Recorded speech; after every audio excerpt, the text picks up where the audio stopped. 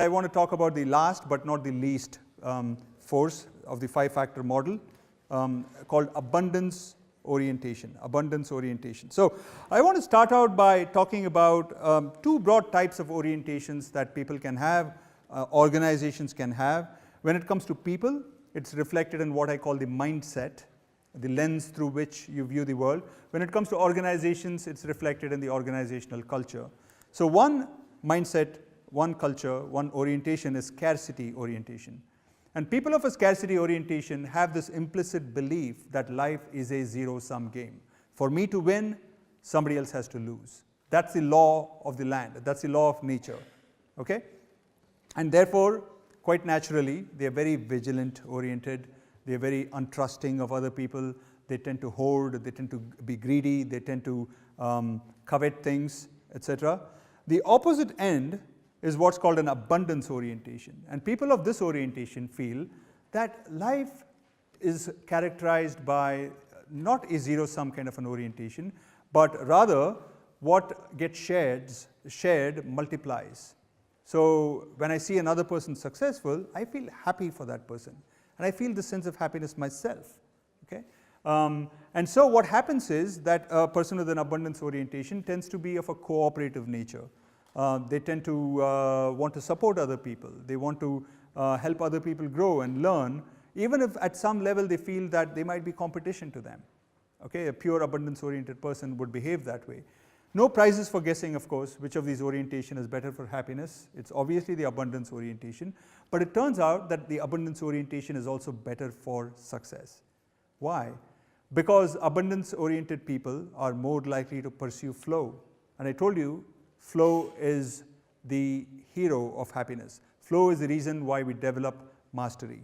And a person with a scarcity orientation pursues mastery through social comparisons, through wanting to be superior to other people. And it turns out that's not very good for not just happiness, even for long-term success. In the moment, for a short time, it might motivate you to compare yourself to other people and want to be superior to them. But in the long run, show me anybody who is a master of what they do, and I can assure you that they pursue flow, that they have 10,000 hours of flow. Okay, why is abundance orientation better? Because also, in addition to pursuing flow, they are likely to exhibit the need to love and give and be compassionate and be kind rather than wanting to be the center of attention and recognition. So again, they are more likely to be not just happy, but also successful. Remember, what Adam Grant found is that givers are more likely to succeed than are takers. A person with an abundance orientation is much more likely to take internal control over their own mind and their own feelings and thoughts, rather than seeking external control. External control makes other people unhappy with you. Nobody likes to be controlled. And if you're trying to take external control over outcomes, that is that your happiness depends on the cooperation of external outcomes, you're guaranteed not to be happy because life has its own mind. It's not necessarily going to obey your desires and hand out outcomes to you that you desire. So there's lots of reasons why abundance orientation is much better than scarcity orientation for happiness and for success. So this is very, very important, perhaps one of the most important reasons or forces for happiness. And there's lots of course, articles on this. In the interest of time, I'll just move on. And give you a couple of minutes to measure the extent to which you feel that you're surrounded by an abundance orientation or abundance culture in your own organization. So the timer has started now. As usual, I'm going to give you 2 minutes to do this, which should be ample time.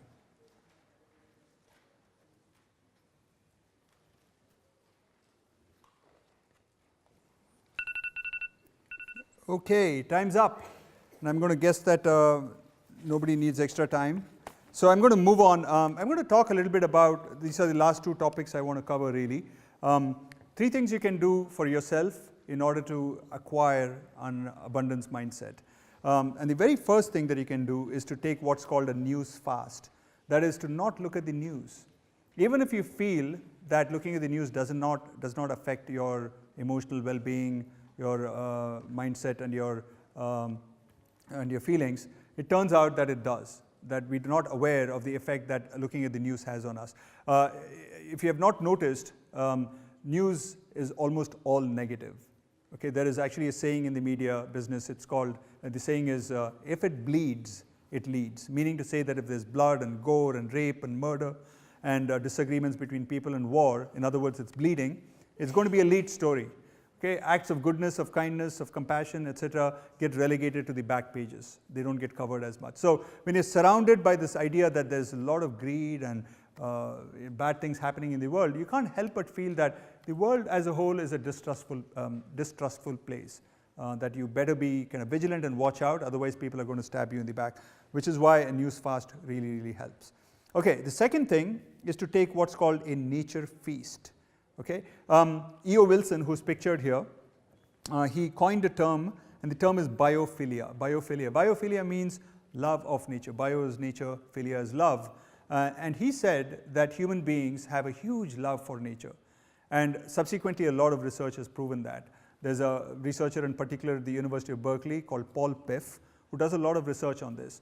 Even taking just one day off, and even forget about one day, even 3 hours off to be out in nature, not connecting to your cell phone, not connecting to any of the new technology and internet, just being out in nature, looking at nature can really kind of reset your button and make you feel much more refreshed and energized and much more abundance oriented as opposed to scarcity oriented. But my top pick for doing this is an exercise that Martin Seligman, who's considered the father of positive psychology, introduced called 3 Good Things. Essentially, it involves writing down 3 good things that happened every day in your journal. In fact, on your journal template, I've provided some space for it. It's in the second page in the middle.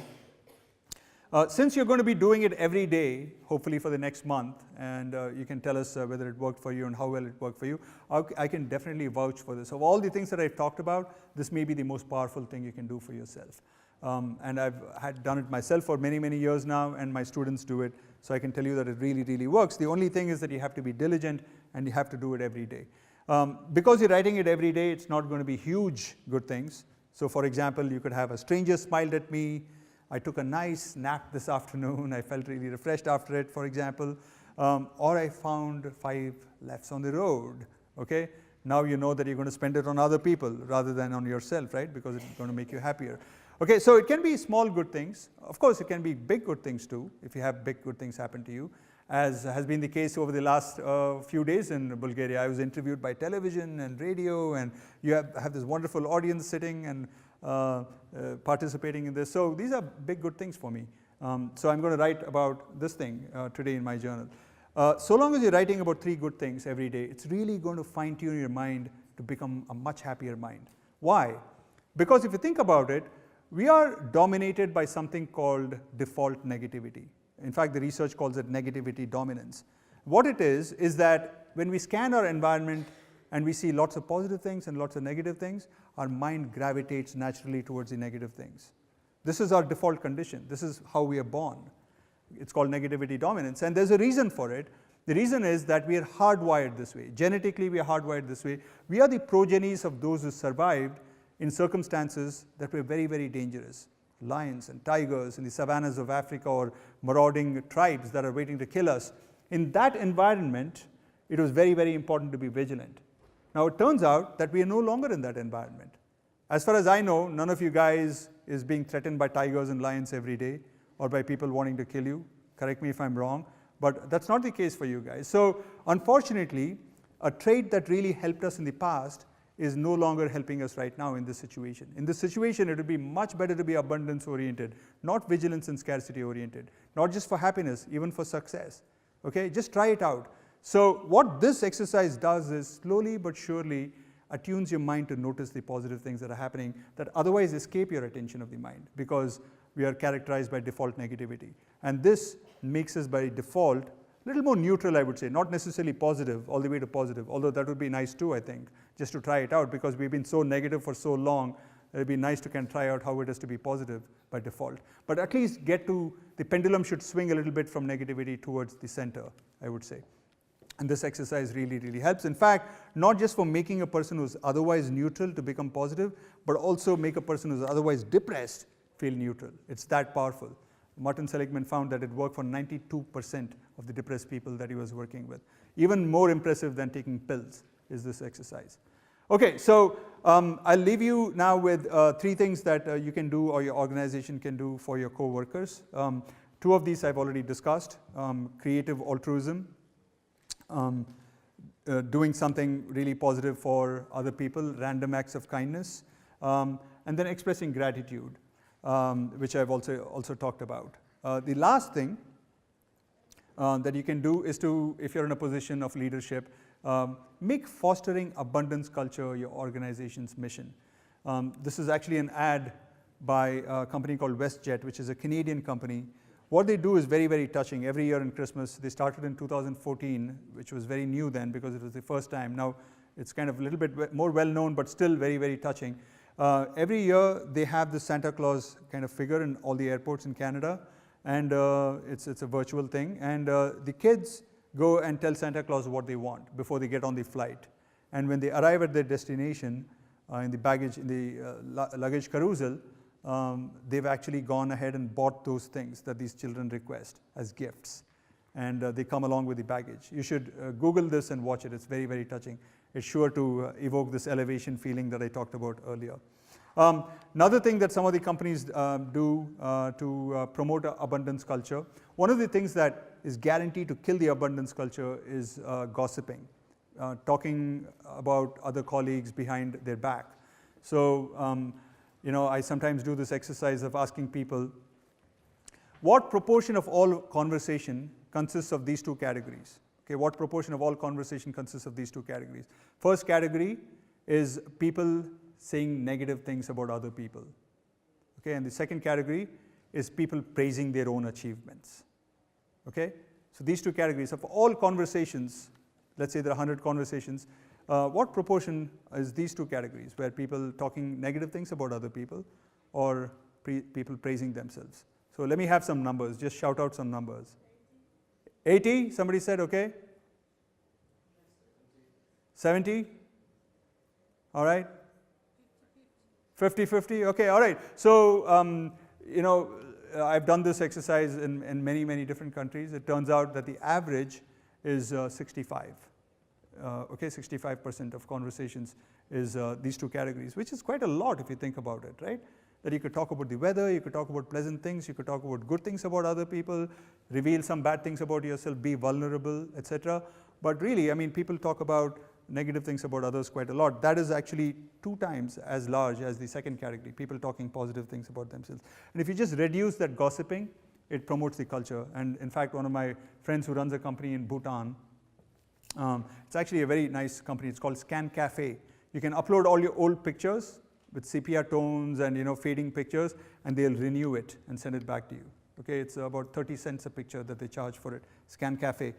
In their company, they actually have this policy of no gossip, and it really improved the culture of the company. Okay, so let me just summarize the main points that we discussed. I'm going to leave you guys with a video that hopefully will give you a kind of an emotional feel for a lot of the things that I'm going to talk about here on the slide with some words. So first off, as you might remember, happiness is very, very important, not just because it feels good. It's functional to be happy. Happier people are healthier, happier people are more collegial, happier people are more creative and productive, and therefore it improves profits and improves productivity by about 9%, which is a big effect. Oops, okay. Let me just walk through all this and then I'll show you that video. The 5-factor model of Bamba summarizes the 5 main determinants of happiness at work, and this is not just my view. This is view that's distilled from a lot of work, in particular self-determination theory, and I've added to that theory with a couple of other components. If you have read Drive by Daniel Pink, he talks about mostly these things, but I've added 1 or 2 things to it. The third thing is that it takes 2 to Bamba. Okay, your organization can do some things for you, but really it's up to you to take personal responsibility for your happiness, because nobody else can do as much for yourself as you yourself can do. In fact, if I had to put a number to it, I would say 80% of your happiness depends on you, only 20% on the organization. And finally, it takes diligence. It takes 10,000 hours of practice to be happy. Just like mastery over any other field, it's not going to be easy. Somehow we think that happiness, you know, it has to fall into my lap. Okay? You worked really hard to get a degree. You worked really hard to get a job. Perhaps you're working really hard to maintain a great relationship. Happiness is no different. It's going to take work, but it's really little steps Small little steps. Each of these steps, none of these is really kind of, you know, mind-bogglingly difficult or anything like that, but it takes diligence. Of course, it takes some open-mindedness as well. But if you do these exercises, in fact, I would say this is a grand success if you just implement 3 of the things that I've talked about. Any 3 things, maintaining a journal, for example, writing a gratitude letter. If you can do any 3 things, but in particular leading the healthy lifestyle, that is the foundation. If you can do any 3 things, if your happiness levels have not improved, then I will change my name.